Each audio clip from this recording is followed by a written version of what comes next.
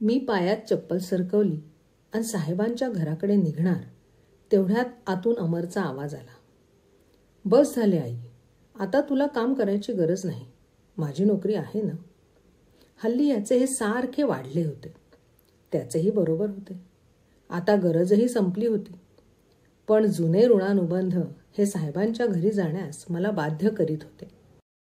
कोण्या मुलाला आवडणार आपली आई दुसऱ्यांकडे स्वयंपाक करते ते. रमेश खूप लवकर गेला. माझे शिक्षण नसल्यामुळे हाती पोळपाट आले. रमेशची पेन्शन व माझ्या कमाईमुळे आतापर्यंत गाडा रेटला. विचार करता करता साहेबांचे घर केव्हा आले कळलेच नाही. पदर खोचला आणि कामाला लागले. या घरी काम करून मला 25 वर्ष झाली. खूप माया लावली वहिनींनी. माझ्या अडीअडचणीला त्या खंबीरपणे उभ्या राहिल्या. आज त्यांनाही जाऊन 8 वर्ष झाली. कॅन्सर नाही सोडत कोणाला. तेव्हापासून साहेब एकटेच. चिरंजीव व सुनबाई परदेशी. कणिक मळून झाली. आता पोळ्या लाटायला घेतल्या. तेवढ्यात साहेब ओट्याजवळ आले. क्षणभरात मला काही समजायच्या आत त्यांनी मला जवळ घेतले आणि लगेच दूर झाले. माझ्याकरता हा मोठा धक्का होता. मी अंतर्बाह्य हादरली. हृदय कंपन इतकी वाढली की हृदय बाहेर येते की काय. कशा तरी पोळ्या लाटल्या, अन्न टेबलवर ठेवले, चप्पल पायात घातली आणि निघाले. फाटक लावताना मागे वळले तर साहेब मागे. नजरानजर झाली. मी थबकले.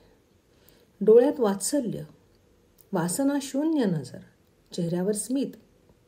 मी पाहतच होते की बाय म्हणून त्यांनी हात उंचावला. घरी पोहोचले. मन अस्वस्थ. सतत पुन्हा पुन्हा तेच आठवत होते. 70 वर्षाचे वय असलेला माणूस असा वागेल? आजपर्यंत बरेच लांडगे मी हाकलून लावले होते.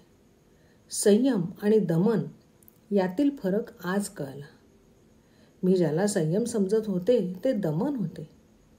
दमन करून मी फक्त इंधन वाढवले. आज काडी लागली. झोप लागेना. सकाळी पुन्हा कामावर जायचे की नाही हा प्रश्न. मी जरा संभ्रमातच होते. खूप विचार केल्यावर मला जाणवले, तो स्पर्श तो नव्हता.